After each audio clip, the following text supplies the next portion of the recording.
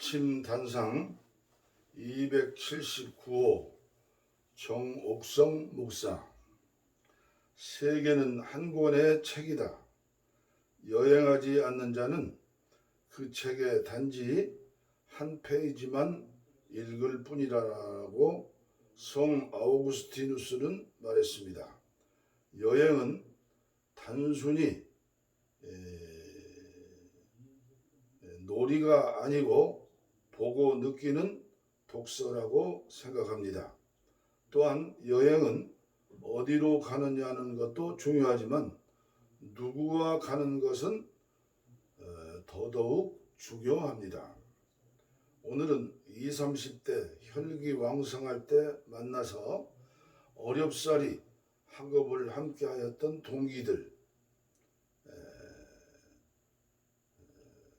김광동 목사, 김한구 감독, 이천식 목사, 그리고 나, 이렇게 네 부부가 뭉쳐서 3박 4일 일정으로 남쪽에 있는 성지 여러 곳과 가을의 정취가 묻어있는 자연을 돌아보기로 하였습니다.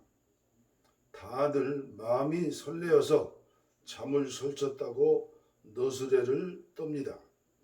초등학교 때 소풍 가는 마음이라나 뭐라나. 하하. 여행은 동심으로 돌아가는 것 같습니다. 아침 일찍 8시에 수원에 있는 천천교회 집결해서 해장국을 먹고 출발하였습니다. 밖은 11월 날씨가 쌀쌀했지만 차 안의 공기는 웃음과 이야기로 한여름입니다. 웃고 떠드는 사이 유서와 전통 그리고 감동이 있는 김제 금산교회에 도착하였습니다. 금산교회는 전라북도 문화재자료 제136호 기역자형 평면의 한옥교회로 전주 선교부의 데이트 선교사에 의해 설립되었습니다. 금산교회는 소중한 전북지방문화재 제136호이지만 이 교회를 세운 두 신앙인의 이야기가 더 귀합니다. 남녀, 양반과 모습으로 구분하여 차별하던 봉건시대의 사랑과 평등, 섬김과 나눔의 기독교 가치를 실천한 장로 조덕삼, 1867년부터 1919년까지 조덕삼과 목사 이자익, 1879년부터 1958년 감동적인 이야기를 품고 있는 까닭입니다. 교통의 요지이고 사금광산에 있어서 사람들로 북적이던 김제 용화마을에서 제일 큰 부자는 조덕삼이었습니다. 1897년 6살 때 부모를 잃고 허기진 배를 채우기 위해 고향인 경상도 남해를 떠나 멀리 금산까지 온 17살 이자익을 마부로 들여 앉혔습니다. 데이트 선교사는 어느 날 조덕삼의 마방에 말을 맡기고 하룻밤을 묵었습니다. 서양 선교사를 지켜본 조덕삼이 그에게 살기 좋다는 당신네 나라를 포기하고 왜 이 가난한 조선 땅에 왔습니까? 라고 물었습니다. 선교사는 오직 하나님의 특별한 사랑 때문입니다. 라고 대답했습니다.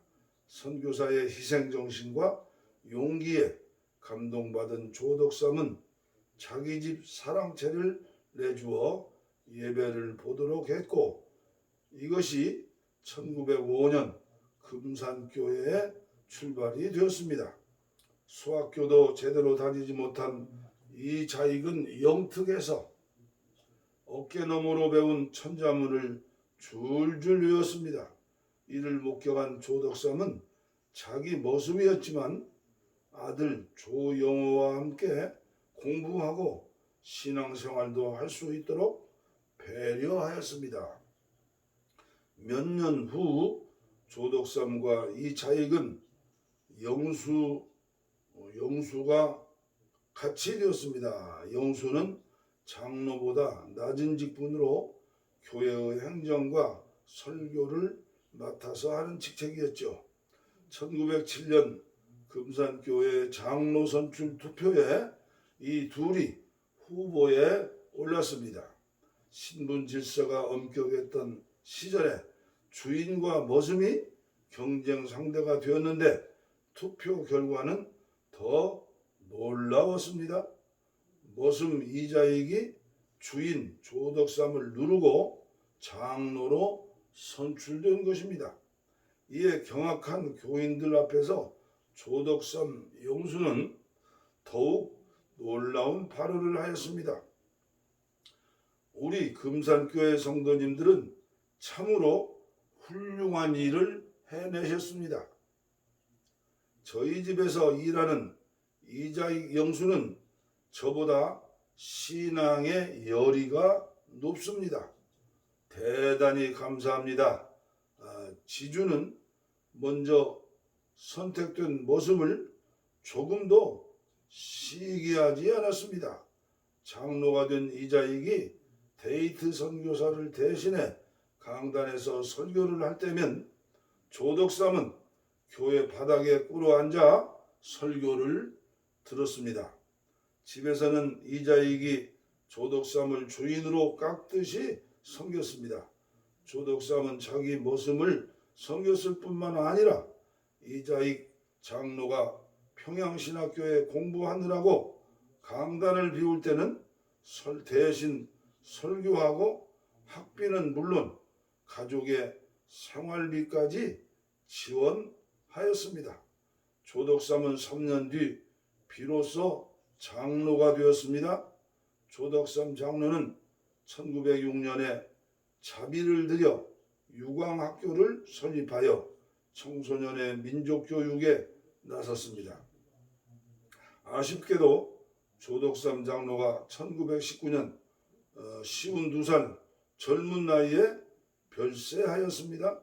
아버지 뒤를 이어 유광학교 교장이 된 큰아들 조영호는 나라 사랑을 가르치며 태국길을 그리게 하였습니다.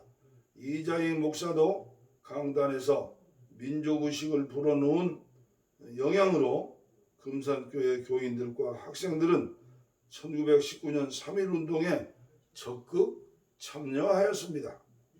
이로 인하여 조영호 교장은 일본 경찰에 붙잡혀 곤욕을 당하다가 북간도로 가서 독립운동에 가담하였습니다.